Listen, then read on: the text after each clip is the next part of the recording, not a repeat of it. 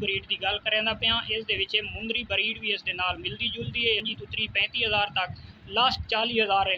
अस्सलामुअलैकुम तो आल संगात क्या हाल है जनाब, ठीक ठाक हो? उम्मीद करें सारे बिरा ठीक ठाक हो सन। अल्लाह पाक सारे बिरावां दे माल जान इज़्ज़त आबरू हर शे दी हिफाजत फरमाए। अल्लाह पाक सारे मुसलमानां दी बच्चियां दा नसीब अच्छे फरमाए।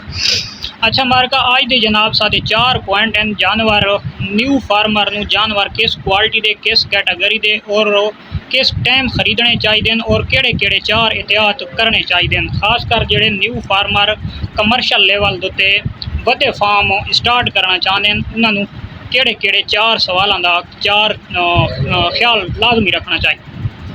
सब तो पहले जनाब जोड़ा ज़्यादा वड्डा काम करना चाहते हैं वड्डी फार्मिंग करना चाहते हैं 1-2 जानवर वाला नहीं, ये जोड़ा ज़्यादा फार्मिंग करना चाहते हैं ज़्यादा जानवरों तो उन्होंने सब तो पहला जो ख्याल रखना चाहिए तो उन्होंने रखना चाहिए कि वो आंढ गवांढ के अड़ोस पड़ोस के जोड़ा अच्छा फार्मर अच्छा काफ़ी अरसे तो जोड़ा आ जी रेवड़ वाला वो रेवड़ चलाता पी है या फार्मर है तो उसको कम अज़ कम घट तो घट 15-20 दिहाड़े महीना लाजमी बन के पावे।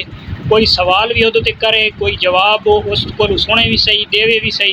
मेन मकसद है कि प्रैक्टिकली कोई ऐसे काम उस फार्म के उत्ते जेड़े होवन तो उन्होंने वो शामिल होवे ताकि उसनू समझ आ वने। क्योंकि जेड़े जानवर थोड़ा बहु जड़ा बीमार शिमार होंदा है जानवर थोड़ी परेशानी होंदी है तो उस चीज़ की उसनू समझ आ वने। ये सवाल है एक।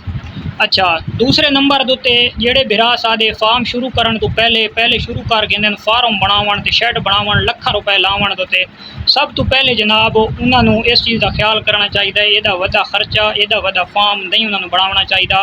उन्होंने नॉर्मल जियां काम करके 4 लकड़ियाँ सट के उत्ते कख कुजा सट के तिरपाल सट के यानी कि नॉर्मल कम तो कम औसतों नाला वो यानी कि छपरा जियां बना के भी उस वो काम स्टार्ट करें। अग्गां जिले कामयाबी वाले पास वजें उन्होंने काम कारोबार उन्होंने फार्म अच्छा चलन लग वे वा तो बेशक शेड बनावन। उस तो बाद जानवर किस कैटागरी के खरीदने चाहिए। तीसरा सवाल सब तो पहले इतने महंगे और कीमती जानवर उन्होंने नहीं खरीदने चाहिए। उन्होंने जानवर चाहिए कम अज़ कम 60 तो 65-70% वाला गिनना चाहिए।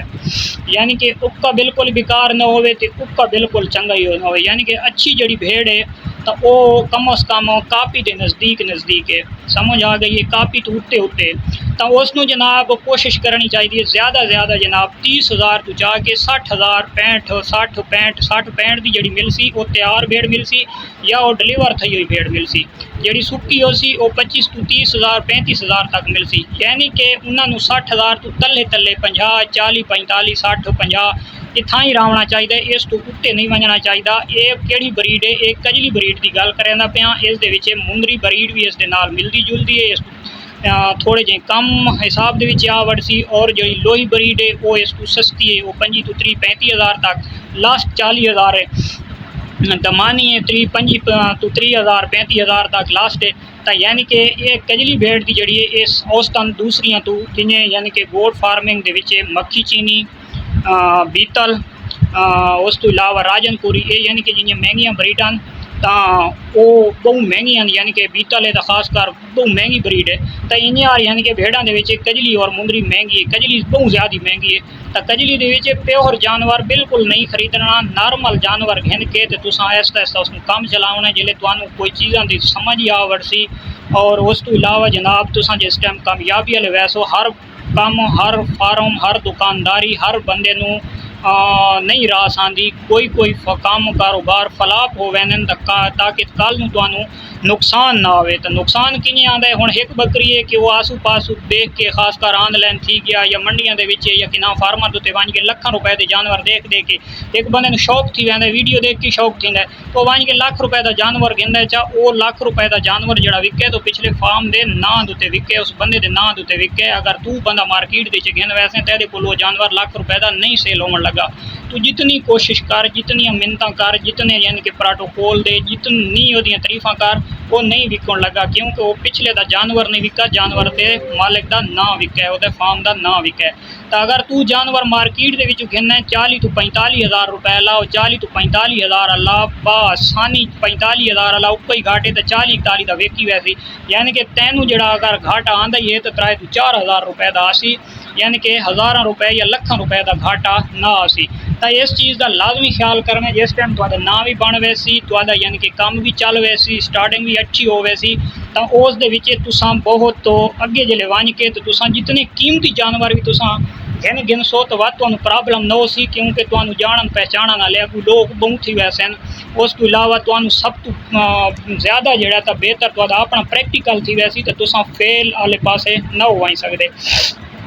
अच्छा, उस तो इलावा जनाब हुण आखिरी सवाल यह है कि जानवर किस कैटागरी का और कित्थों खरीदना चाहिए। पहले नंबर दे जनाब ऑनलाइन तुसां घिन दो तो बाइतमाद बंदे कोलू तुसां जानवर परचेज करने, क्योंकि न्यू फार्मर अगर 10 जानवर गिनदे 10 दे विचों अगर 3 तो 4 जानवर ही डिफॉल्टर आ वड़दे ओदा तो प्रोग्राम बढ़ गया। आई समझना उसनों तो बाद लाजमी गल है घाटा ता कि हुण जिहड़ी 30,000 रुपए की अगर भेड़ या बकरी परचेज करेंदा तो वो कोल खलोंदी नहीं, वो विकदी 20,000 रुपए की, 4 जानवर निकल आते 40,000 रुपए का तो गरीब का नुकसान हो गया। इस चीज़ का कोई एक अद्धा जानवर निकल आंदा है कोई लाजमी नहीं है, लेकिन बाइतमाद बंदे को तुसां परचेजिंग करनी है। दूसरे नंबर दोते अगर अपने कोल टाइम है तो तुसां जनाब फार्मा दोते विजिट करो, कोशिश करो फार्मर को रेवड़ वालों को जानवर गिनो सब तो बेस्ट हो सी। दूसरे नंबर दोते तुसां मार्केट का विजिट करेंदे हो, मंडी दे विच वेंदे हो तो मंडी दे विच 100 ते 1 फ्रॉड होंदा है। मंडी दे विच कोशिश करनी है कि अड़ोस पड़ोस विच जिहड़ा अच्छा फार्मर अच्छा रेवड़ वाला जिहड़ा बंदा इस चीज़ को समझेंदा उसी जानवरों जिहड़ी चीज़ उसनू रखो हो सी सालां तू यानी कि काम करेंदा पियो सी तो उस बंदे की मदद लाजमी गिननी है। ठीक हो गया, कला वन के अपना सिर नहीं बनवाना, ये न होवे जो आदे ना कि 60 घिन 50 गाल बच्चा तैदा के नफिया नाल, ये काम नहीं करना। कोशिश ये करनी है कि कोई बंदा घिन के वजना है उसनू ओदी दिहाड़ी जिहड़ी ओदी मजदूरी जिहड़ा ओदा हक है तो वो नहीं रखना, उसमें आखना यार असां तेन दिसां असां फार्म वाले पासे आते पे असां कारोबार करना चाहते हैं यार तू सानू अच्छे जानवर घेंदे असां तैदा जिहड़ा होसी दाना पानी असां तेनू दिसां तैदा हक न रखे सूँ, तो उस बंदे नाल घिन के वैसो खास कर जिहड़े बजुर्ग वधे होंदे पुराने जिहड़े शौकीन वधे होंदे तो वो बड़ा सारा उन्होंने समझ आती है। वो यानी कि अगर तुम उन्होंने 2 या 4,000 रुपया देसो तो हज़ारों रुपए के नुकसान तो बचा सकते सी। मार्केट के कोई इशू नहीं है कि जानवर नहीं गिनने, नहीं नहीं ऐसी कोई गल नहीं। मार्केट की चीज़ बड़े रेट के उत्ते मिल रही है, बहुत मुनासिब रेट की मिल रही है, बशर्त यह है कि घिनण वाले बंदे दी अखी ठीक होवन, घिनण वाले बंदे नूं समझ होवे, समझ लाजमी रखनी है तो इंशाअल्लाह तुसां फेल वाले पासे न हो आई सकते। तो गल वत हुआ मेरी आखिर दुते आखिरी गल वह रह गई है कि तुहाडे कोल नॉर्मल जानवर 50, 55, 60, 65, 70% वाला जानवर हो सी जब तुहाडे कोल ब्रीडर अच्छा हो सी। दूसरी तो तीसरी ब्रीड के उत्ते तुहाडे कोल ये नक खूबसूरती बरकरार और VIP तुहाडे कोल ब्रीड मौजूद हो वैसी जिहड़े बाहर तुसां लखां रुपए भरने वो लखां वाले जानवर इंशाअल्लाह थोड़े अरसे दे विच तुहाडे अपने घर दे विच मौजूद हो वैसे। तो यह है अज दी वीडियो, मिलते हैं इंशाअल्लाह नेक्स्ट वीडियो, तब तक दो इजाज़त, अल्लाह हाफिज़। ते दुआ लाजमी करनी है मेरे वास्ते, तबीयत नसा दे बड़ी।